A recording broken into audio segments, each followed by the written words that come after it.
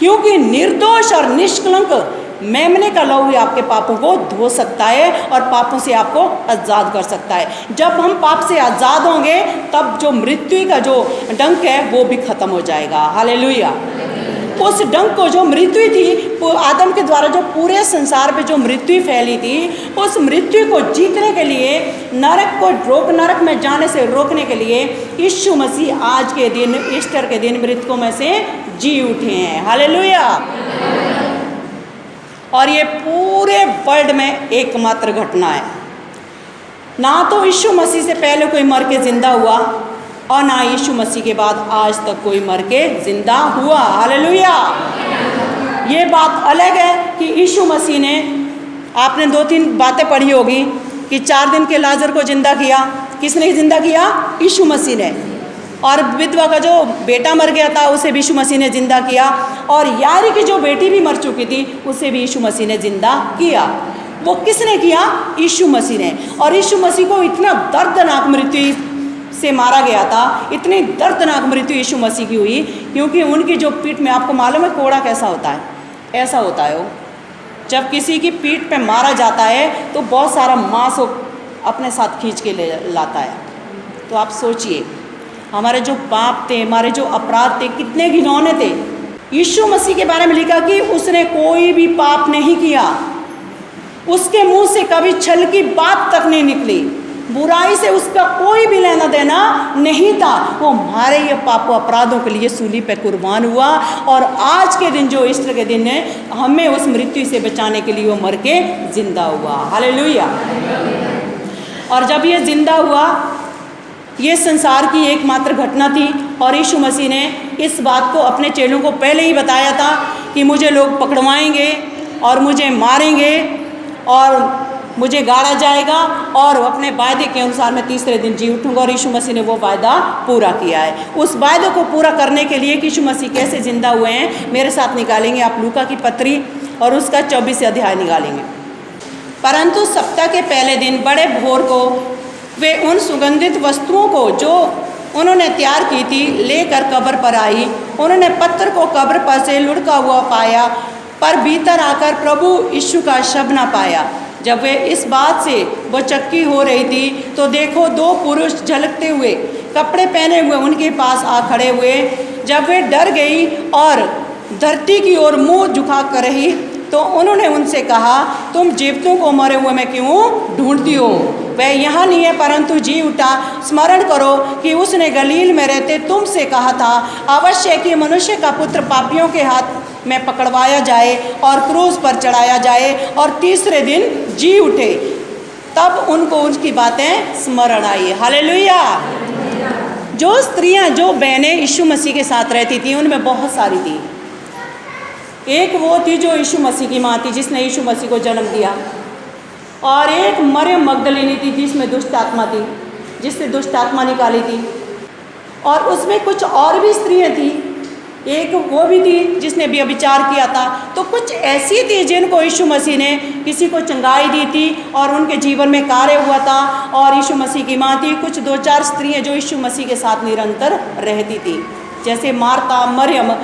तो उन्हें बहुत दुख हुआ। आप सोचिए, हमारे बीच से कुछ भाई लोग हैं, भाई गजेंद्र पाल सिंह है, लॉकडाउन में पिछली उनका, आप लोगों को मालूम नहीं होगा, आधे लोगों को लॉकडाउन में उनकी डेथ हो गई। और आज जब हम वीडियो देखते हैं उनको याद करते हैं। यीशु मसीह उनके साथ बैठते थे, खाते थे, सुसमाचार सुनाते थे और यीशु मसीह के साथ वो निरंतर रहती थी। और उनकी आंखों के सामने इतना दर्दनाक मृत्यु यीशु मसीह को दिया और वो कुछ नहीं कर सके। यीशु मसीह के चेले वो सारे देखते रह गए और रोते रहे।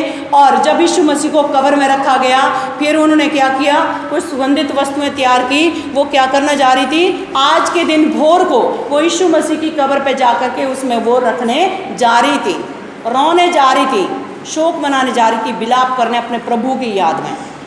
और जब वो कब्र पे पहुंची, आपको मालूम है जब यीशु मसीह ने ये बात कही थी कि मैं मृतकों में से जी उठूंगा, तो वहाँ के फरीसी, शास्त्रियों को, सब लोगों को मालूम था। इसलिए उन्होंने वहाँ की चौकसी रखी थी और बहुत स्ट्रिक्ट वहाँ पे पहरेदार रखे थे। वहाँ पे कहा था कि वहाँ से हटना नहीं है। और उस कब्र के बाहर, जिसमें कभी कोई नहीं रखा था, ऐसी कब्र थी, उसमें यीशु मसीह को रखा और उस कब्र के बाहर एक बहुत बड़ा पत्थर रख दिया था कि उसको कोई भी हटा नहीं सकता था। बहुत सारे लोग भी उसे नहीं हटा सकते थे, इतना भारी पत्थर रख दिया था। उन्हें शक था कि यीशु मसीह ने कहा कि मुर्दों में से मैं जिंदा हो जाऊंगा, कि कभी ऐसा ना हो उसके चेले आके उसे निकाल ले जाएं और अफवाह उड़ाएं कि वो जिंदा हो गया। इसलिए उन्हें जो डाउट था, इसलिए बहुत बड़ा पत्थर रख दिया था। लेकिन जब वो कब्र पे सुबह पहुंची तो उन्होंने देखा कि पत्थर वहाँ से हटा हुआ है और कब्र में अंदर कोई भी नहीं है। जब वो देख रही और रोने लगी कि वो हमारे प्रभु को जो शब्द था यहाँ पे, उसकी यादगार में कम से कम आके यहाँ रो तो लेते, अपने दिल को तसल्ली तो दे देते हैं। अब उसका शब्द भी यहाँ से लेके चले गए। और उसी दौरान वहाँ पे 2 स्वर्गदूत आते हैं और उनसे बात करते हैं कि तुम जीवितों को मरे हुए में क्यों ढूंढती हो। हालेलुया। और वो डर गई, जमीन की तरफ झुक गई और उन्होंने कहा, जब स्वर्गदूत ने उनसे कहा कि तुम यीशु मसीह को यहाँ पे क्यों ढूंढ रही हो, कि याद करो जब तुम गलील में यीशु मसीह के साथ थे, यीशु मसीह तुम्हारे साथ थे, यीशु मसीह ने तुमसे क्या बात करी थी कि उसने कहा था कि मैं अवश्य, मुझे पापियों के हाथ में सौंपा जाएगा, मारा जाएगा और गाड़ा जाएगा और तीसरे दिन में जी उठूँगा और सबसे पहले मैं गलील को जाऊँगा। हालेलुया। और अपने वायदे के अनुसार वो जी उठा। तब उन्हें सांस आई और वो दौड़ती हुई कहाँ गई, अपने जो और संगी साथी थे, चेले थे, उनके पास गई और उनको ये सुसमाचार सुनाया। सोचिए ये कितनी बड़ी घटना थी। आपको मालूम है परमेश्वर कभी नहीं मरते। यीशु मसीह इसलिए मरे। बहुत सारे लोग कहते हैं, आज भी हमसे सवाल करते हैं कि अगर वो परमेश्वर का पुत्र था, परमेश्वर था, तो वो क्यों मरा। वो इसलिए मरा कि हमारे पापों को मिटाने के लिए, और मर के जिंदा हुआ। इस बात को कोई नहीं आपसे पूछेगा कि वो जिंदा क्यों हुआ, क्योंकि ये घटना ही नहीं है संसार में दूसरी। तो परमेश्वर कभी नहीं मरते, वो सर्वदा जीवित है। और आज यीशु मसीह परमेश्वर पिता के दाहिनी ओर बैठे हैं। और दाऊद भी यीशु मसीह के बारे में कहता है। हम निकालेंगे भजन संहिता 16।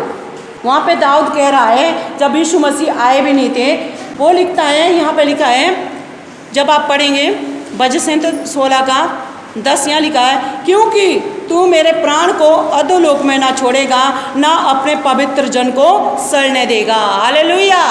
यहाँ दाऊद अपनी भी बात कर रहा है और यीशु मसीह की भी बात कर रहा है। दाऊद ये बात क्यों कर रहा कि तू अपने, क्या लिखा है, क्योंकि तू मेरे प्राण को अधोलोक में ना छोड़ेगा। क्योंकि यीशु मसीह तो बाद में आए, जो यीशु मसीह से पहले थे, जो पाप कर चुके थे और सुसमाचार उन तक नहीं पहुंचा।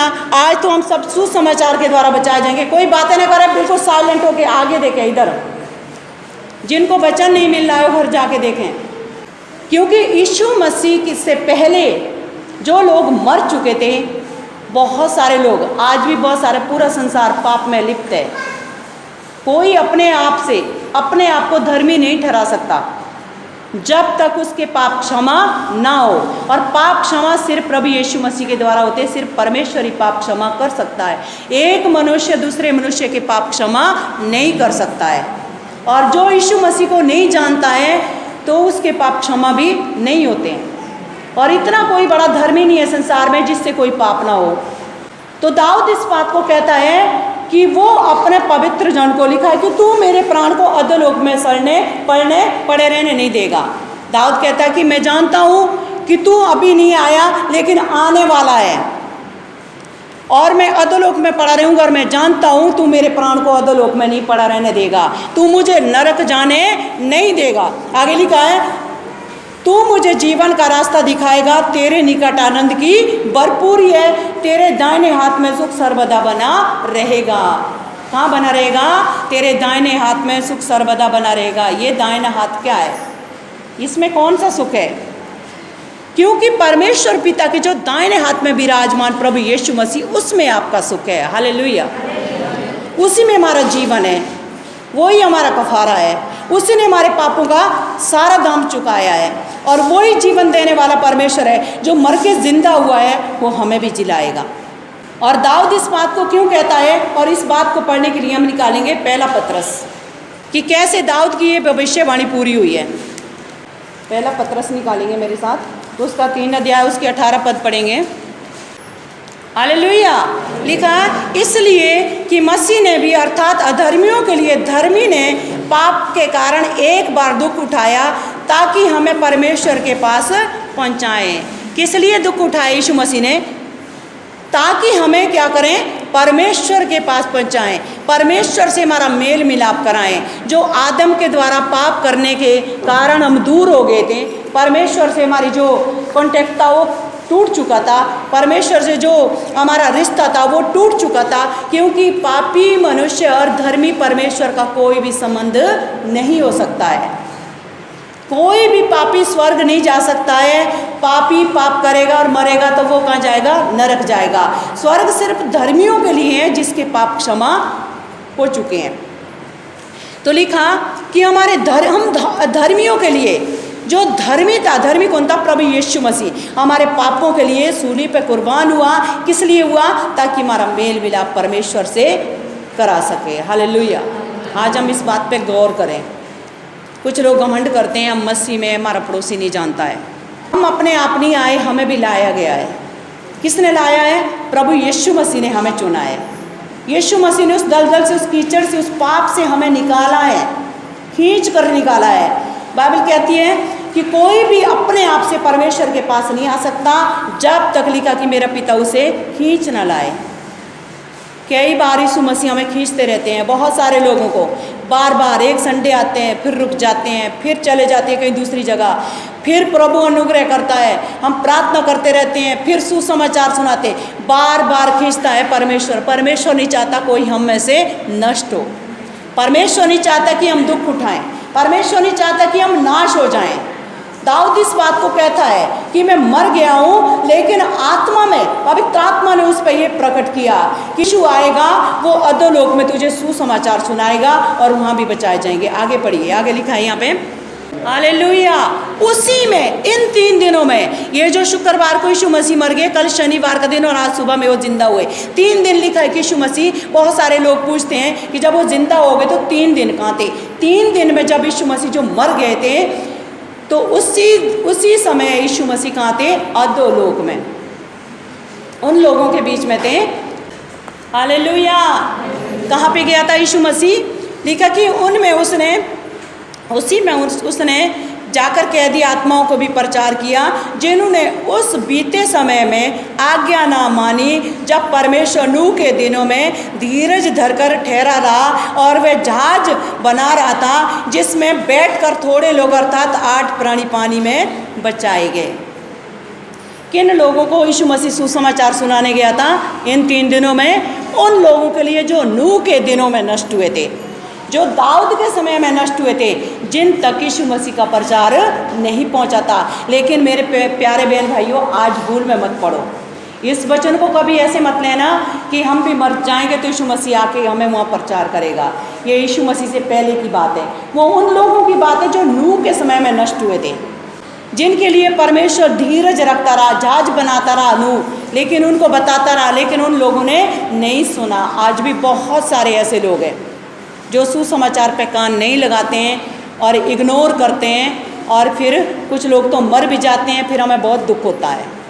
तो इन 3 दिनों में वो कहाँ पे गए थे यीशु मसीह? उन लोगों के बीच में। दाऊद कहता है ना कि तू मेरे प्राण को अधोलोक में पड़ा रहने नहीं देगा। तो उन लोगों के पास यीशु मसीह गए थे ताकि वो भी बचाए जाएं। हालेलुया। ताकि परमेश्वर उन्हें भी बचाएं। तो आज हमारे पास जो टाइम है, जो ग्रेस पीरियड है, ये समय है कि हम अपने प्रभु यीशु मसीह के और करीब आएँ। हम उसके वचन को मजबूती से पकड़ें और फॉलो करें कि परमेश्वर हमसे क्या कह रहा है। हम ये Easter, good Friday, palm Sunday हम सेलिब्रेट करते हैं, मनाते हैं, खुशियाँ मनाते हैं। गुड फ्राइडे को रोते भी हैं। तो ये सिर्फ हमारा ट्रेडिशनल नहीं होना चाहिए कि हाँ हमारे रीति रिवाज में आता है, जैसे सब लोग करते हैं। बहुत सारे लोग अपने रीति रिवाज निभाते हैं, तो ये रीति रिवाज निभाने वाले काम नहीं है। यदि कोई भटक जाए तो ये समय है कि आज के दिनों फिर से प्रभु के पास आएँ और प्रभु के साथ रहता रहे। हालेलुया। इफिसियों 2 में लिखा है, उसने उन्हें भी जिलाया जो अपने अपराधों और पापों के कारण मरे हुए थे। किनको जिलाया? किनको जीवित किया? उन लोगों को जो अपने पापों, अपने अपराधों के कारण मरे हुए थे। अब देखिए, दो बातें हैं मरने की। एक मरना वो है जो इस संसार को छोड़ के चले जाते हैं। सब लोग सुने ध्यान से।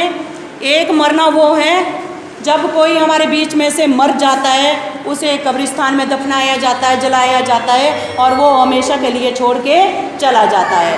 और दूसरा मरना वो है जो अपने पापों में मरे हुए हैं। आज भी बहुत सारे लोग, हो सकता है हमारे बीच में, आपके बीच में कोई हो जो आज भी पाप करता हो, पापों के कारण मरा हुआ है तो जीवित, लेकिन आत्मा में मरा हुआ। आगे लिखा है, जिसमें तुम पहले इस संसार की रीति पर और आकाश के अधिकार के हाकिम अर्थात उस आत्मा के अनुसार चलते थे जो अब भी आज्ञा ना मानने वालों में कार्य करता है। हालेलुया। किसके चलाए चलते हैं? लिखा कि जो पाप के कारण मरे हुए हैं और उस हाकिम के, किसकी आज्ञा मानते हैं? जो आकाश में मंडराने वाली दुष्ट आत्मा है, जो इस संसार को भ्रमाने वाला शैतान है। लिखा कि उसकी आज्ञा को मानते हैं, उसको फॉलो करते हैं। कैसे? कि कैसे हम उसको फॉलो करते हैं? हम प्रभु में तो हैं और यह वचन कह रहा है कि आज भी वो आज्ञा ना मानने वालों पे काम करता है। दुष्ट आत्मा आज क्यों आप पे अटैक करती है? हम खेलते क्यों रहते हैं हमेशा? आज भी दुष्ट आत्मा आप पे अटैक क्यों करती हैं? आप बार बार बीमार क्यों पड़ जाते हैं? प्रभु में बैक क्यों हो जाते हैं? बीमार पड़ने की अलग बात होती है, कई बार मौसम की खराबी से या कुछ भी हो सकता है। मैं भी ज़्यादा प्रार्थना करने से पड़ जाती, मेरी पीठ में दर्द हो जाती है, तो ये टेम्परेरी प्रॉब्लम अलग है। लेकिन कुछ लोगों का कुछ, आज मैं आपको एक बात बताऊंगी। आपको मान लो प्रभु में आए 2 साल हो गए, 2 साल से आप बिल्कुल मस्त है, स्वस्थ है, कोई प्रॉब्लम नहीं है आपकी लाइफ में और बहुत अच्छा चल रहा, आपके मकान बन रहे, सब बन रहा, सैलरी बढ़ रही है, खेत में अच्छी फसल हो रही है, आपके बच्चे तरक्की कर रहे हैं। क्यों? क्योंकि आप प्रभु में बहुत अच्छे चल रहे हैं। और अचानक ही आपकी लाइफ में जब थोड़ा ठहराव आ जाता है, वचन से थोड़े हट जाते हैं, थोड़ी संसारिकता में आ जाती है, फिर आपकी लाइफ में गड़बड़ी क्यों आती है? और बहुत से लोग कहते हैं कि हमारे लिए जादू टोना किया है, इसलिए ऐसी हालत हो गई है, अब इतनी परिस्थिति खराब है जादू टोने से। अरे 2 साल से आप प्रभु में थे, जादू टोने करने वाले तब भी आपके साथ थे, आपको घात करने वाले तब भी आपके साथ थे, शैतान तब भी इस संसार में था। 2 साल से आपकी लाइफ में प्रॉब्लम क्यों नहीं आई?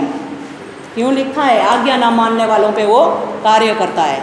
जो परमेश्वर की आज्ञा को फॉलो करता है, जो परमेश्वर के वचन को फॉलो करता है, उनकी लाइफ में कभी इंटरफेयर नहीं करता है, कभी काम नहीं करता है, उनको गिरा नहीं सकता है, उनको वो बीमार नहीं कर सकता, उनको वो नुकसान नहीं कर सकता। लेकिन उन्हीं का नुकसान करेगा, उन्हीं को प्रॉब्लम होगी जो आज्ञा नहीं मानते। अब हम बोलेंगे हम तो सारी आज्ञा मानते हैं, हमने तो वो भी छोड़ दिया, हमने तो बहुत सारी बातें छोड़ दी। यीशु मसीह ने एक बात कही है कि आपने 2 आज्ञा बताइए, 10 से आज्ञा की 2 ही आज्ञा बताइए। पहली कौन सी है? तू अपने परमेश्वर से सारी बुद्धि, सारे प्राण और पूरी देह से प्रेम कर। क्या बोला है? अपने परमेश्वर पिता से प्रेम कर, और दूसरी बात बोलिए, और अपने पड़ोसी से प्रेम कर। लिखा कि इससे बड़ी और मुख्य आज्ञा कोई भी नहीं है। हालेलुया। क्या आज हमारे अंदर वो प्रेम है जो आज्ञा परमेश्वर ने हमें दी है? क्या आज वो प्रेम हमारे अंदर है? जो बीमार है वो सोचें, जो परेशान है वो सोचें। पौलुस कहता है कि मैं अपने शरीर को मारता, कूटता और बस में लाता हूँ। क्यों? पौलुस का मन भी करता था कि मैं शादियों में डांस करूँ, पौलुस का मन करता था कि मैं भी मेला देख के आऊँ। पौलुस का मन नहीं करता होगा जहाँ लोग वो ताश खेल रहे हैं तो चलिए मैं भी एक पत्ता फेंक दूँ, उसमें कौन सा कोई पाप हो रहा है। तो पौलुस का मन भी करता था, लेकिन पौलुस क्या बोलता है कि मैं अपने शरीर को क्या करता हूँ? मैं मारता, कूटता और बस में करता हूँ। तो इसी तरह हमें भी अपने शरीर को क्या करना है? बस में करना है। हमने मारना है, कूटना है, संसारिक इच्छाओं को, शरीर की अभिलाषा को, जीविका के घमंड को, हर एक बात के लिए हमने क्या करना है? अपने आप पे कंट्रोल करना है। किसी को कोई बात नहीं, खुशबू आ रही है, आप आराम से बैठिए, अभी सुनिए, अभी जीवन की रोटी जरूरी है, वो नहीं है। हम कैसे जिलाए जाएंगे? हमें सिर्फ यीशु मसीह जिलाएगा। लिखा है जो भोजन हमारे पेट में जाता है और उसे खा के हम मर भी सकते हैं, ठीक है, उसे खा के हम क्या कर सकते हैं, मर भी सकते हैं, लेकिन इसे खा के हम ना तो कभी मरेंगे और ना ही हम कभी भटक सकते हैं। तो आज भी वो आत्मा जो दुष्ट आत्मा है उन्हीं की लाइफ में, उन्हीं के जीवन में काम करता है जो परमेश्वर की आज्ञा को नहीं मानता है, जो परमेश्वर की आज्ञा को नहीं मानता है। हालेलुया। आज्ञा न मानने वालों पे क्या काम करता है, वो उनमें काम करता है। तो जादू टोने वाले आपके साथ 2 साल से भी थे और पहले भी थे, तो लेकिन उनका जादू टोना आप पे तभी क्यों लगा, कब लगा, जब आप थोड़े दाएं बाएं हो गए, जब आपकी आपस में लड़ाई हो गई, जब आपका मन में घमंड आ गया, जब हमारे मन में पाप आया, तब जादू टोना आपकी लाइफ में काम करता। अदरवाइज कोई जादू टोना आपकी लाइफ में काम नहीं कर सकता। मेरे लिए ना जाने कितने लोग जादू टोना करते होंगे। कुछ लोग इस चीज़ से चिढ़ते हैं कि बहुतों को मसीह में ला रही है, बहुत लोगों को बचा रही है, अब कैसे गिराया जाए, सामने से नहीं गिरा सकते, बोले चलिए जादू टोना करेंगे। और कुछ लोग क्या, लेकिन हमें इस चीज़ का फ़र्क नहीं पड़ता और ना ही हमें इस चीज़ का असर होता है। क्यों? क्योंकि जब आप सब लोग सो रहे होते हैं मैं दुआ कर रही होती हूँ। हालेलुया। जादू टोना तंत्र मंत्रों रात में किया जाता और मैं रात को अक्सर जागती हूँ, मैं रात को ही प्रार्थना करती हूँ, इसलिए हमारी लाइफ में कभी कोई जादू टोना काम नहीं कर सकता और ना मन में पाप रखते हैं। तो लिखा है कि जो संसार का जो हाकिम है वो उन्हीं के लाइफ में काम करता है जो आज्ञा को फॉलो नहीं करते हैं। लड़ाई झगड़े, मनमुटाव, ईर्ष्या, द्वेष, ये सब चीज़ें परमेश्वर कहता है कि इन सारी चीज़ों पर मन मत लगाओ। हमारा जो मन लगना चाहिए वो स्वर्गीय वस्तु पे। आगे दूसरा वचन मेरे साथ निकालेंगे, कुलुसियों की पत्री है, उसका 3 अध्याय पढ़ेंगे हम। यहाँ पे लिखा है, अतः जब तुम मसीह के साथ जिलाए गए तो स्वर्गीय वस्तुओं की खोज में रहो। हालेलुया। क्या लिखा है? आज के दिन हम ईस्टर मना रहे हैं। अगर आज सुबह 4 बजे पीली कोठी चर्च में जाते हैं तब आपको पता चलता कि कितने लोग विश्वासी है मुरादाबाद में, तब आपको पता चलता कि कितने विश्वासी है और कितनी स्ट्रेंथ है, और आप लोगों को हिम्मत आती, बोले वाह इतने मसीह लोग, अरे अब तुम बेधड़क होकर सुसमाचार सुनाएंगे। हालेलुया, है ना। तो हम ईस्टर को तो ऐसे मनाते हैं, सेलिब्रेट करते हैं, गुड फ्राइडे हो, यीशु मसीह का जन्मदिन है, और उसके बाद बात खत्म। और यहाँ पे लिखा है, अतः जब तुम मसीह के साथ जिलाए गए तो स्वर्गीय वस्तु की खोज में रहो। परमेश्वर ने उन पापों से हमें जिला लिया है। आपने बपतिस्मा लिया यीशु मसीह के नाम का। बपतिस्मा किस लिए लिया है? जिन लोगों ने लिया और जो लेने वाले हैं, इस बात को समझे कि हमने यीशु मसीह का जो बपतिस्मा लिया है वो मन फिराव का लिया है, पापों से मन फिराव का बपतिस्मा लिया है। बहुत लोगों ने, हमने एक बार 28 लोगों को बपतिस्मा दिया था, उसमें से शायद 2-4 लोग बचे होंगे, और कुछ लोग हैं तो सही मसीह में, लेकिन आज भी वो बीड़ी पीते हैं, शराब पीते हैं। एक बार हम एक भाई के यहाँ गए, अब नहीं आते हो चर्च में, खाना वाना उन्होंने हमें डिनर पे बुलाया था, प्रेयर करी, प्रेयर थी उनके यहाँ, और प्रेयर करने के बाद वो छत पे गए और 2-4 बीड़ी पी के तब नीचे आए। मुझे तो मालूम है, मुझे तो दूर से स्मेल आ जाती है। तो ऐसा बपतिस्मा ना हो, ये मन फिराव का बपतिस्मा है। क्या यीशु मसीह बीड़ी पीते हैं?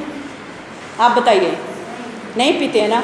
अगर यीशु मसीह बीड़ी नहीं पीते तो आप बीड़ी पीने वालों के अंदर यीशु मसीह कहाँ से आएंगे? जो बीड़ी नहीं पीता है तो बीड़ी पीने को अंदर तो इतना धुआं आपके भरा हुआ, तो यीशु मसीह कहाँ पर रहेंगे? वो कहते कि मैं तुम्हारे दिल में रहता हूँ, तुम मेरे मंदिर हो। यीशु मसीह ने क्या बोला है कि तुम मेरे मंदिर हो, मैं तुम में बसूंगा और चला फिरा करूंगा, तुम मेरे लोग होंगे, मैं तुम्हारा परमेश्वर होऊंगा।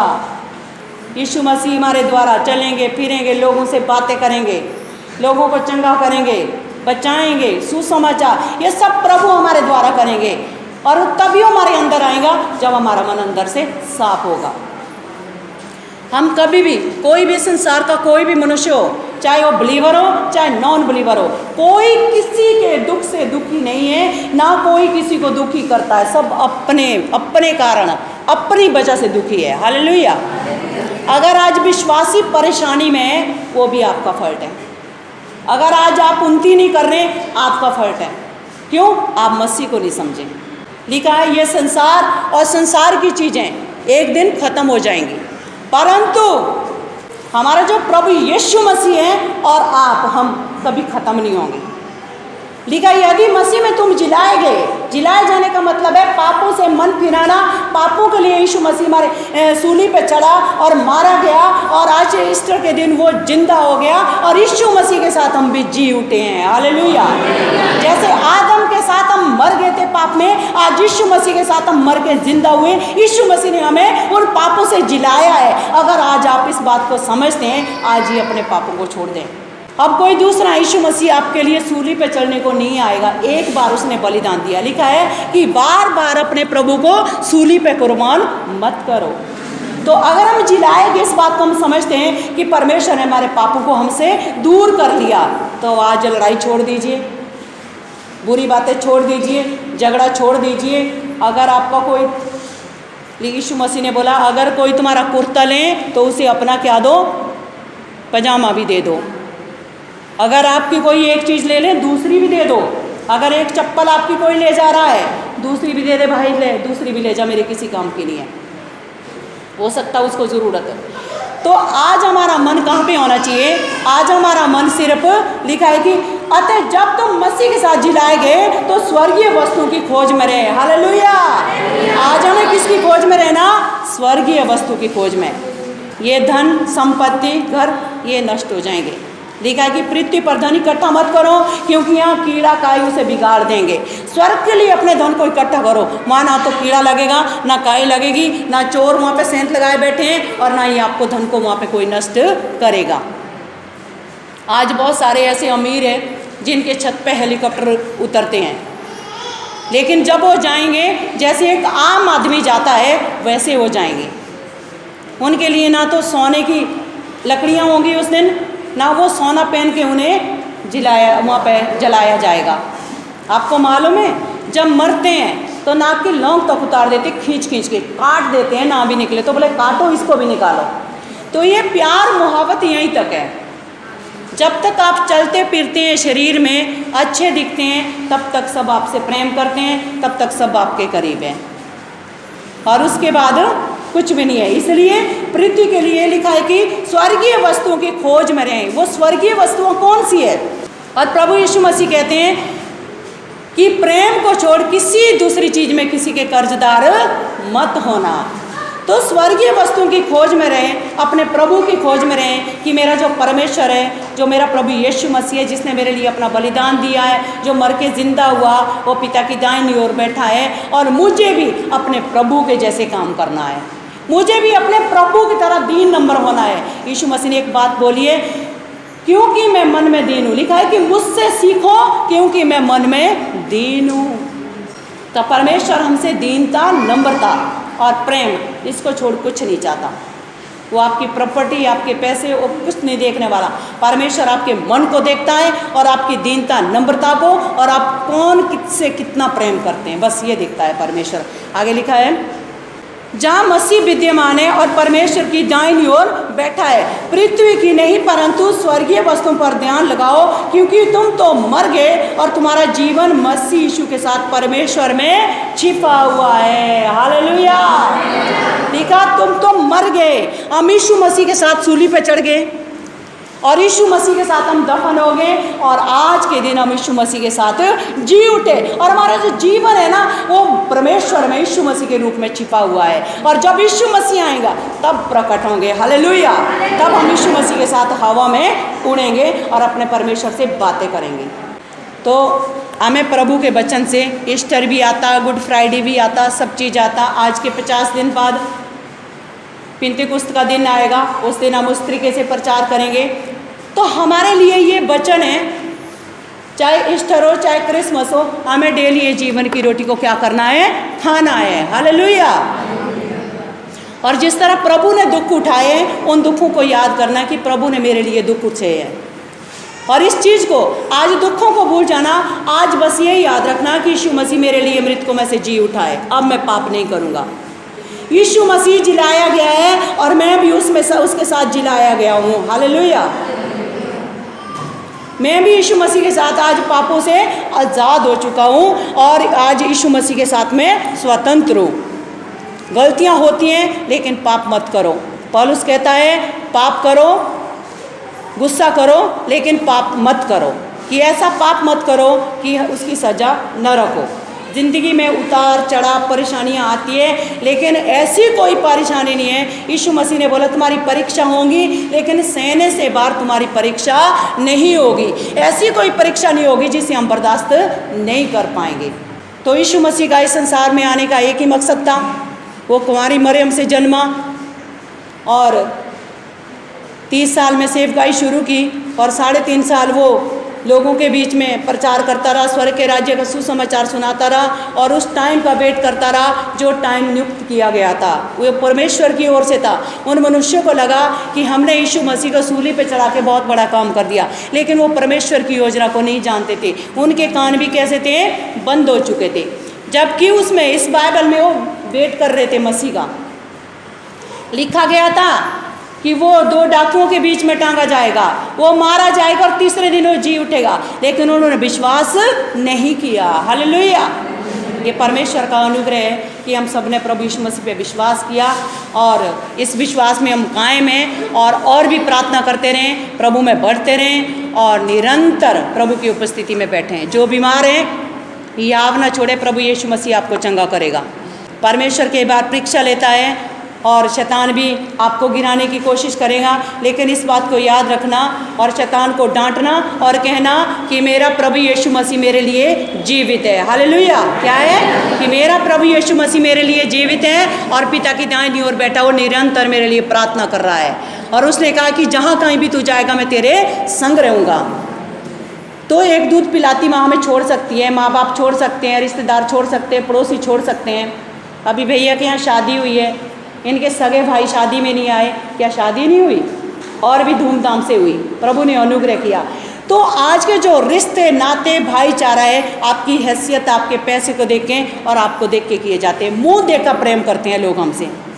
अगर हम कुछ है तो लोगों के हम रिश्तेदार भी बन गए, तो लोगों के हम दोस्त भी बन गए, तो लोगों के हम सब कुछ है। अगर आप कुछ भी नहीं है तो आपके सगे भी आपको छोड़ देंगे। हालेलुया। लेकिन हमारा प्रभु यीशु मसीह, चाहे आप गड्ढे पे गिरें वहाँ भी आपके साथ रहेगा, चाहे आप मौत की वादियों से होकर गुजरें वहाँ भी आपके साथ रहेगा, चाहे आप गरीबी में हो, बीमारी में हो, कैसे भी हालात में हो, परमेश्वर सदैव आपके साथ रहेगा, क्योंकि उसने वादा किया मैं तुम्हें कभी ना छोड़ूंगा, कभी ना त्यागूंगा। इसलिए आज यीशु मसीह हमारे लिए जीवित उठा, हमें जीवन देने के लिए। ये जो जीवन दिया है ये प्रभु यीशु मसीह ने हमें दिया है और इस जीवन को व्यर्थ ना जाने दें, ना नष्ट होने दें। परमेश्वर ने अपनी महिमा के लिए हमें बनाया है और इस शरीर के द्वारा, और जब तक हम इस जीवन में, इस संसार में पूरे जीवन भर हमारे जीवन से किसको महिमा मिले? प्रभु यीशु मसीह को मैं मिला।